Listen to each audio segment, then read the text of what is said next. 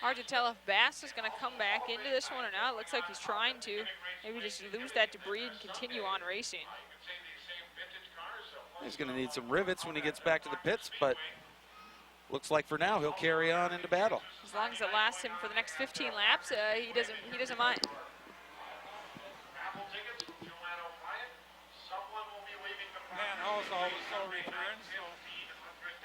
Van House returns to the Gladiator Arena after taking that hit from Andy Inman. It's not what Jake Gondik wanted to see as he is starting to increase his lead, but it'll be an exciting race for the fans. A lot of fast cars up front, including the 68K of Dan Kingsley. Skeeter Esty there as well, along with his brother Mac Esty, who are 1-2 atop the standings. So keep your eyes on them. And then there's that bright neon orange of Brad Hansen, who's run well all night here in Midwest Modifieds. And it looks like the debris has gotten off the track, tow trucks included, and so maybe one more parade lap before we get back to action here on the Midwest Modified feature. Thanks for your patience with these caution flags, although Chad, just kind of part of the deal. These happen when these guys are really battling it out. That's what kind of happens. Start to stretch out your evening. I mean, we've lost quite a few cars since the beginning of this race, as they're still working on Justin Bass's car high up in turn number 2. Now it looks like Skeeter Esty is having a little trouble on the backstretch, or he's waiting for the field. He's tired of the parade laps. He doesn't want to waste any of the laps, and he's waiting for the rest of the field there. Although the caution flags, although it's sometimes hard to watch, caution flags earlier tonight in the modified feature really paid off for Darrell Nelson and some of the best racing that we've seen. That was a fantastic move. I could watch that a few more times. And certainly a lot of excitement out of the crowd when Nelson passed Esty. Those two have been battling the last couple of weeks.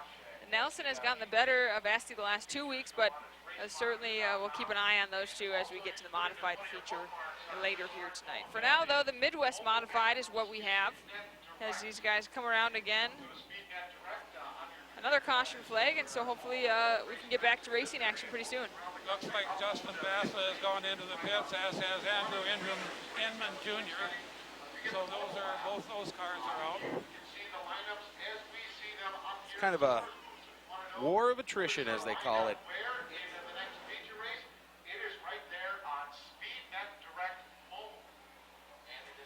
Hopefully we'll be getting underway this time by. Continue our evening. And I think 13 cars, it looks like from here, 13 left in the field, and it certainly has whittled down throughout the night. More room to pass. That's what we like to see. And we also like to see that green flag, and that's what we will hear. These guys get on their way. The Midwest Modified feature. 14 laps reads on the scoreboard as we get back to action with Jake Gondik out in front, Skeeter Esty next to him, and Brad Hansen there in the third spot for now. Brad and Mac right behind Skeeter and Jake. Kerry LePage in the 5th position, followed by the 3D of Kevin Monteith. Jake Gondik holding his own up in the front of the pack, working that low line.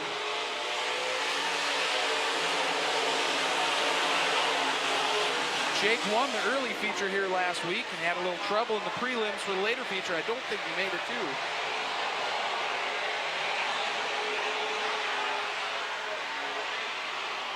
As they go by now, 11 as they go by. Still up front, Gondik followed by Mac Esty, Skeeter Esty there.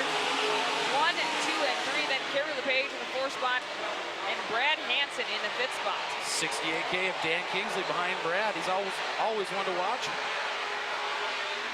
But right now, it's the Jake Gondik show as he's able to hold off the Esty brothers with Kelly Lake. So far, so good. 11 laps to go in this Midwest Modified feature here at Amsoil Motor Speedway on a sticky Friday evening.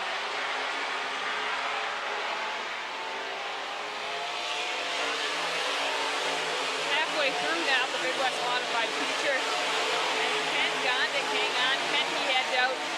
Both the Esty brothers have had such great luck here at Amsoil Speedway throughout this 2014 racing season.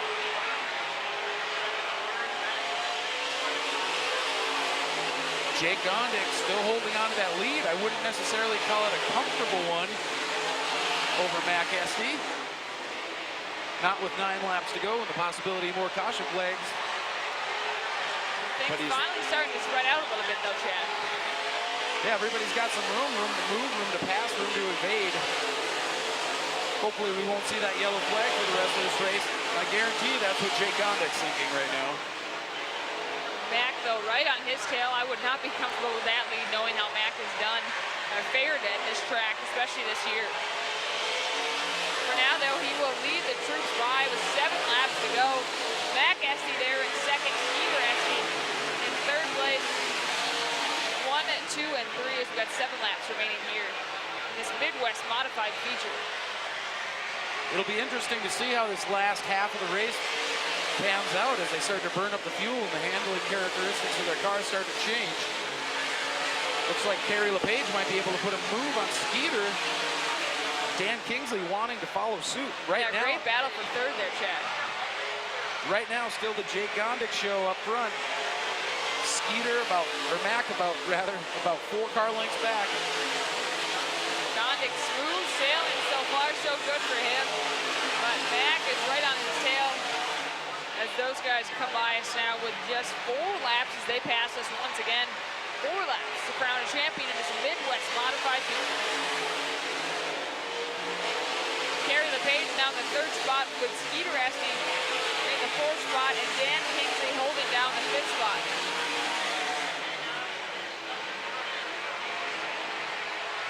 Everybody kind of single file right now. No real battling going on with 3 laps to go.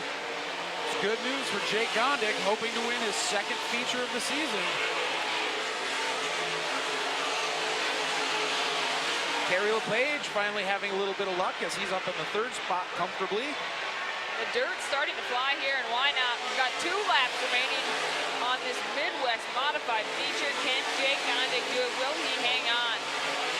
Or does Mac Esty have a little bit of something left in the tank? Mac drives really hard into that low line, trying to pick up some of Gondik's lead. We're on the final lap as the white flag flies. Jake Gondik still out ahead by about 3 car lengths. Last lap of the Midwest modified feature. Can Jake Gondik do it? He's just 1 turn away from his 2nd feature win here at Amsoil Speedway, and it will be Jake Gondik, the winner of tonight's Midwest modified feature, followed by Skeeter Esty, Kerry LePage, Skeeter Esty, Dan Kingsley. Mac Esty in the 2nd position. What a great race there by Jake Gondik. Certainly earned that win after the caution flags really spread out. He took advantage and just had it on cruise control, it seemed like. Really no real challenge from Mac Esty. Started that feature in the 4th position, but after that first pile up in turn number 2, got his opportunity to move on up and take the win.